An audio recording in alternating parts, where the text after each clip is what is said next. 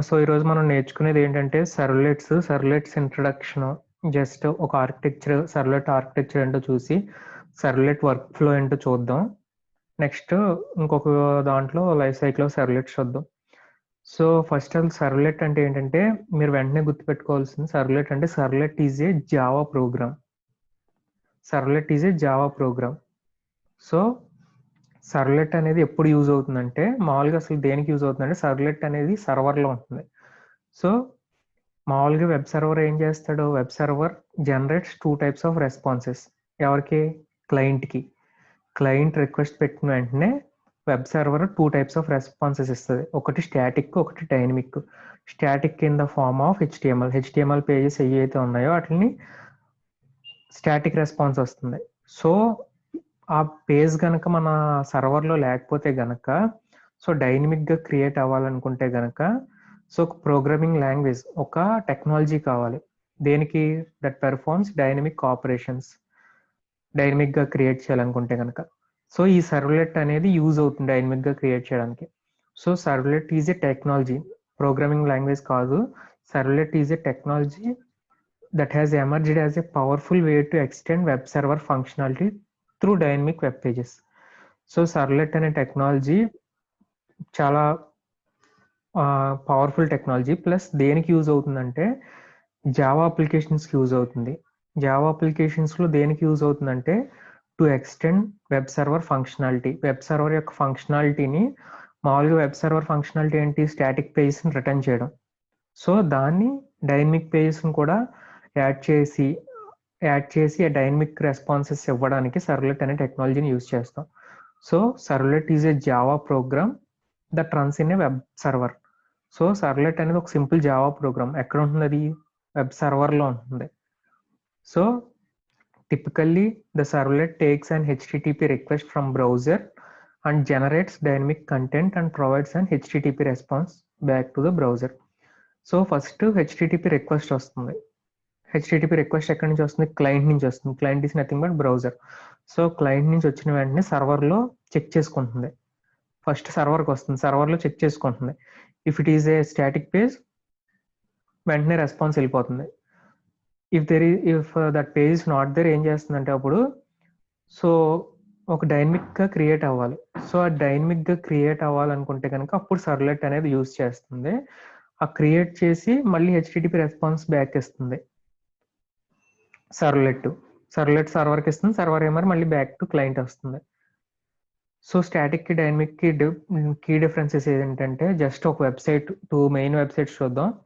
So google.com open చేస్తాం. ఎప్పుడు open చేసినా సరే గూగుల్ హోమ్ పేజ్కి రీడైరెక్ట్ అవుతుంది. ఆల్మోస్ట్ ఎప్పుడు అదే రీడైరెక్ట్ ఉంటుంది. సో అదని స్టాటిక్ పేజ్. సో ఎప్పుడు మనం google.com ఓపెన్ చేసినా సరే అదే స్టాటిక్ పేజ్ వస్తుంది. సిమిలర్గా మన కాలేజ్ వెబ్సైట్ ఓపెన్ చేసినా సరే ఎప్పుడు ఓపెన్ చేసినా సిమిలర్గా అదే కంటెంట్ వస్తుంది. సో అదంతా స్టాటిక్. సో అలా కాకుండా డైనమిక్ ఏంటంటే మనం ఫేస్బుక్లో లాగిన్ అవుతాం కదా. సో ఫేస్బుక్లో లాగిన్ అయిన వెంటనే పేజెస్ అనేవి డైనమికల్గా జనరేట్ అవుతాయి. ఎలాగా? మన యూజర్ నేమ్, మన పాస్వర్డ్ బట్టి. సో పాస్వర్డ్ బట్టి లోపల ఎలా అవుతూ ఉంటాయి? రిఫ్రెష్ అవుతూ ఉంటాయి. ఆటోమేటిక్ కంటెంట్ కూడా అత్తమాటలు లోపల పేజెస్ ఎలా ఉంటాయి? ఫేస్బుక్ లాగిన్ అయిన వెంటనే లోపల కంటెంట్ అనేది రీలోడ్ అవుతూ ఉంటుంది. డైనమిక్గా కొత్త పోస్ట్స్ పెడుతూ ఉంటారు ఫ్రెండ్స్. నెక్స్ట్ వీడియోస్ అన్నీ అప్లోడ్ అవుతాయి. సో దానికి ఏం కావాలంటే మల్టిపుల్ రెస్పాన్సెస్ కావాలి ఫ్రమ్ సర్వర్. సో ఎలాగా? ఫేస్బుక్ ఓపెన్ అయిన వెంటనే ఫస్ట్ లాగిన్ని పాస్వర్డ్ చెక్ చేసుకుని లోపలికి వెళ్ళిన వెంటనే లోపల ఒక షార్ట్న యాడ్స్ కనిపిస్తాయి. ఒక షార్ట్న మీకు ఏమంటే సజెస్టెడ్ ఫర్ యూ అని చూపిస్తుంది. ఇంకొక షార్ట్న వీడియోస్ చూపిస్తుంది. ఇంకొక షార్ట్న ఇమేజెస్ చూపిస్తాయి. సో ఇవన్నీ ఎక్కడి నుంచి వస్తాయంటే సర్వర్లోనే ఆటోమేటిక్గా డైనమిక్గా క్రియేట్ అయ్యి వస్తూ ఉంటాయి. So different types of folders నుంచి అలా వస్తూ ఉంటాయి. సో డైనమిక్గా అవ్వాలనుకుంటే కనుక if it is a Java application we need servlets. So servlet అనేది ఒక ఏపీఐ. సర్వ్లెట్స్ మాత్రమే కాదు, ఆ సర్వ్లెట్స్ ప్లేస్లో చాలా యూస్ చేస్తారు. జావా అప్లికేషన్స్కి డైనమిక్ కావాలనుకుంటే కనుక అప్పుడు సర్వ్లెట్స్ యూజ్ చేస్తాం. So it gives programming capability on the server side to generate such dynamic content. So servlet is a Java program. ఎక్కడ ఉంటుంది? It will be there in server. So what is the capability of servlet? So it generates dynamic content. ఈ 3 గుర్తుపెట్టుకోండి. Servlet is a Java program. ఎక్కడ ఉంటుంది? It will be there in server.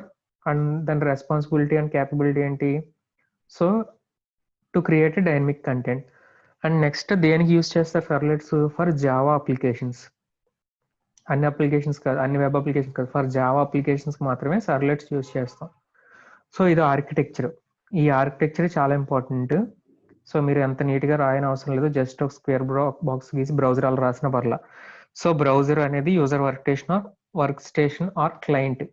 So client నా ఒక website load చేసే www.facebook.com అని. So through cloud వెళ్ళింది. Cloud అంటే ఏంటి? సమ్ నెట్వర్కింగ్ కానీ సమ్ క్లౌడ్ ఉంటాయి కదా, సో వర్చువల్ కానీ అలా వెళ్ళింది, వెబ్ సర్వర్ దగ్గరికి వచ్చింది. facebook.comకి సెర్చ్ చేసుకుంది. ఆ facebook.comలో ఆ లాగిన్ డీటెయిల్స్ అన్నీ మీకు ఒక సర్వర్లో ఉంటాయి, ఒక డేటాబేస్లో ఉంటాయి.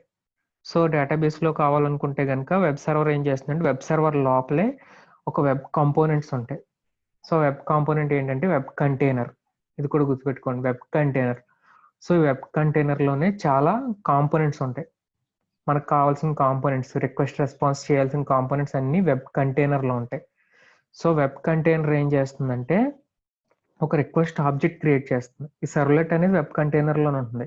ఒక రిక్వెస్ట్ ఆబ్జెక్ట్ని క్రియేట్ చేస్తుంది. ఆ ఆబ్జెక్ట్ సర్వ్లెట్ అనే ఆబ్జెక్ట్ని క్రియేట్ చేస్తే సర్వ్లెట్ ఏం చేస్తుందంటే ఆ రెస్పాన్స్ని ఇచ్చి, సో ఆ రెస్పాన్స్ ఏం చేస్తుందంటే బ్యాక్ పంపుతుంది.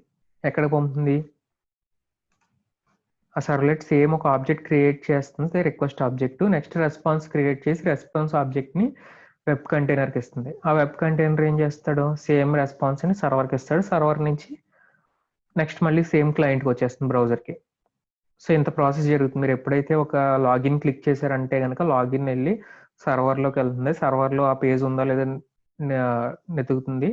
ఆ పేజ్ ఒకవేళ మీకు లాగిన్ పేజ్ కాబట్టి లాగిన్ పేజ్ అనేది ఉండదు. సో లాగిన్ పేజ్ అనేది లోపల ఇంకా సర్వర్ లోపలే వెబ్ కంటైనర్ అని ఉంటుంది. ఆ వెబ్ కంటైనర్లో డిఫరెంట్ కాంపోనెంట్స్ ఉంటాయి. సో మనం యూజ్ చేసే కాంపోనెంట్ ఏంటంటే servlet. So servlet Java based కాబట్టి మనకి ఇక్కడ క్లాస్ ఆబ్జెక్ట్స్ మీద క్రియేట్ అవుతాయి. సో సర్వ్లెట్ అనేది ఏంటి? జావా బేస్డ్ కదా. సో ప్రతిదీ కూడా దీంట్లో క్లాస్ ఆబ్జెక్ట్. సో ఆబ్జెక్ట్ కింద రిక్వెస్ట్ ఆబ్జెక్ట్ కింద క్రియేట్ అవుతుంది. సో నెక్స్ట్ ఏమవుతుంది? ఒక ఆబ్జెక్ట్ క్రియేట్ చేసి దాని రెస్పాన్స్ ఇస్తుంది. సో ఇదే మెథడ్, ఇదే ఆర్కిటెక్చర్, ఇదే మెథడ్. వర్క్ స్టేషన్ ఎలాగైతే ఫ్లో వస్తుందో అలాగే రిక్వెస్ట్ ఎలా వస్తుందో అలాగే రెస్పాన్స్ బ్యాక్ కూడా వెళ్తుంది. సో ఆర్కిటెక్చర్లో ఫస్ట్ చూడండి, we have a user connected via browser. So దాన్ని మనం థియరీగా రాసాం. యూజర్ బ్రౌజర్కి కనెక్ట్ అయ్యాడు. ఇది మనం ఒక ఏదైనా యూఆర్ఎల్ ఎంటర్ చేస్తున్నాం. యూఆర్ఎల్ ఎంటర్ చేసిన వెంటనే ఏం చేస్తుందంటే ఒక హెచ్టిటిపి రిక్వెస్ట్ వెళ్తుంది ఎక్కడికి? వెబ్ సర్వర్కి. సో హెచ్టిటిపి అంటే నేను చూసాం కదా already, it is a protocol to access the data or to receive the data or to send the data. So data ఏమవచ్చు? ఆ data might be HTML documents. HTML డాక్యుమెంట్స్లో ఏముంటాయి? డేటా ఉంటుంది. It might be text or videos or images. So next ఏం చేస్తుంది? సర్వర్కి వెళ్ళిన వెంటనే server has the web container containing servlet. Server లోపల వెబ్ కంటైనర్ ఉంటుంది కంటైనింగ్ సర్వ్లెట్. ఆ వెబ్ కంటైనర్లో సర్వ్లెట్ ఉంటుంది. సో దాని పని ఏంటి? ఆ డేటాని గ్యాదర్ చేసి ఎక్కడి నుంచి? డేటాబేస్ నుంచి, and generate output as HTML. డేటాబేస్లో ఉన్న డేటాని గ్యాదర్ చేసుకుని సర్వ్లెట్ డ్యూటీ అది గ్యాదర్ చేసుకుని ఒక అవుట్పుట్ని క్రియేట్ చేయడం in the form of HTML. ఆ హెచ్టిఎంఎల్ క్రియేట్ చేసి హెచ్టిఎంఎల్ ఫైండ్ అది ఎక్కడికి వస్తుంది? ఆ రెస్పాన్స్ని సర్వర్కి పంపుతుంది. సర్వర్ తిరిగి దాన్ని క్లయింట్కి పంపేస్తాడు. ఇది రిక్వెస్ట్ ఇలా వస్తుంది.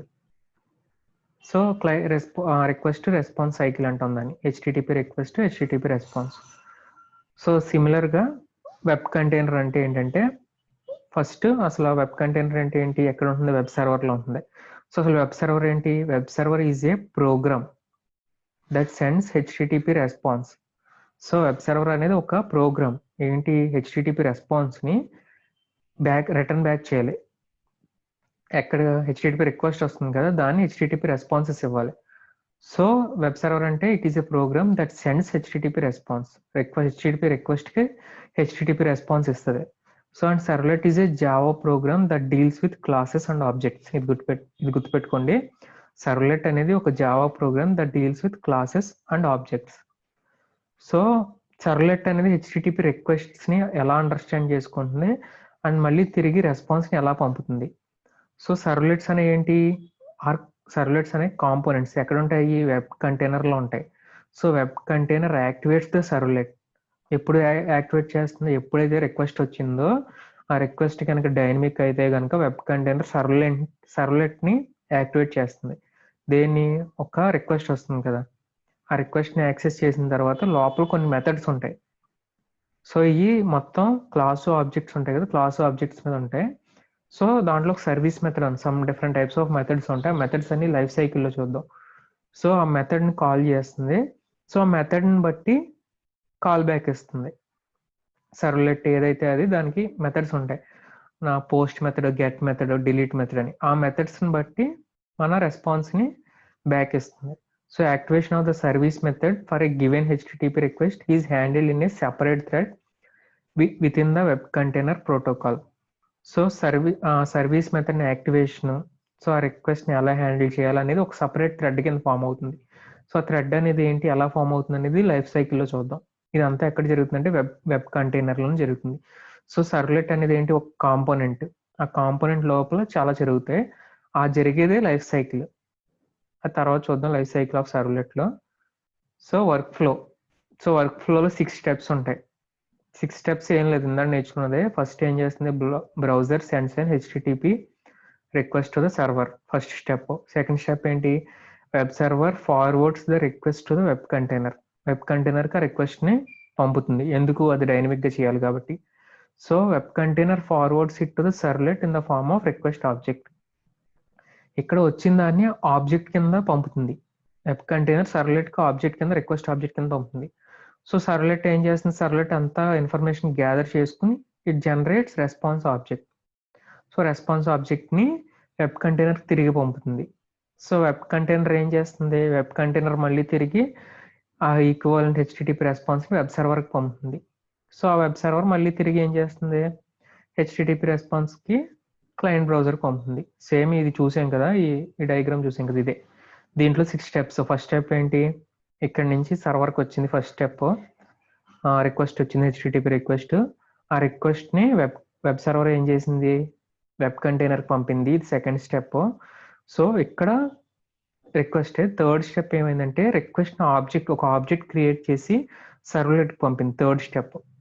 It is called request object, third step. Fourth step ఏంటి, సర్వ్లెట్ రెస్పాన్స్ ఆబ్జెక్ట్ని వెబ్ కంటైనర్కి పంపింది. ఫిఫ్త్ స్టెప్ ఏంటి, హెచ్టిటిపి రెస్పాన్స్ని వెబ్ సర్వర్కి పంపింది.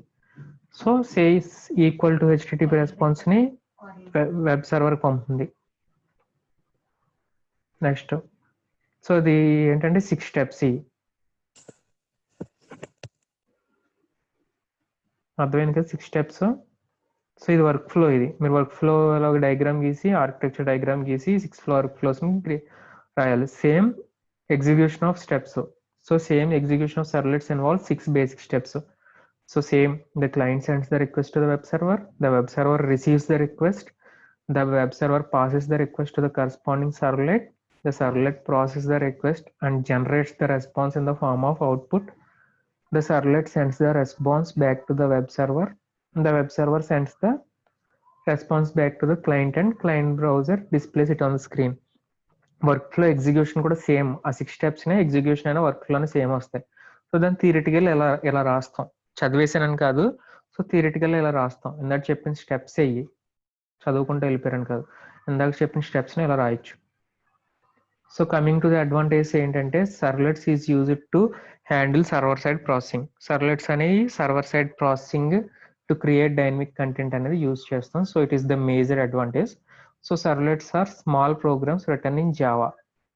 సర్వ్లెట్స్ మీ అడ్వాంటేజ్ ఏంటంటే they are small programs written in Java which are loaded and executed by web server. So servlets are written in Java, they are platform independent, ఏ platform మీదైనా work అవుతుంది. అండ్ జావాలో ఏమైతే అడ్వాంటేజెస్ ఉన్నాయో ఆ అడ్వాంటేజెస్ అన్నీ కూడా సర్వ్లెట్కి యాక్సెస్ అవుతాయి. So servlets provide a way to generate dynamic documents. Main advantage ఇదే. So it provides a way to generate dynamic documents that is both easier to write and faster to run. So running డాక్యుమెంట్స్ని run చేయడానికి చాలా ఫాస్ట్గా ఉంటాయి and రాయడం కూడా easy. So it can communicate with different servlet and servers. So servlets different types servlets తోటి and server తోటి communicate అవుతాయి. So coming to the disadvantages ఏంటంటే బగ్స్ని మెయిన్ ఏమైనా ఎర్రర్స్ ఉంటాయి కనుక సర్వర్ సైడ్ ఉన్న ఎర్రర్స్ని ఫిక్స్ చేయడం కొంచెం difficult comparatively client side. So next ఏంటంటే మనం ఫ్రంట్ ఎండ్ డెవలపర్స్ ఉంటారు కదా, ఫ్రంట్ ఎండ్ డెవలపర్స్కి ఏమైనా బిజినెస్ లాజిక్స్ని కంపైల్ చేయాలనుకోండి అతనికి జావా కూడా వచ్చి ఉండాలి, కొంచెం డిసడ్వాంటేజ్ ఇది.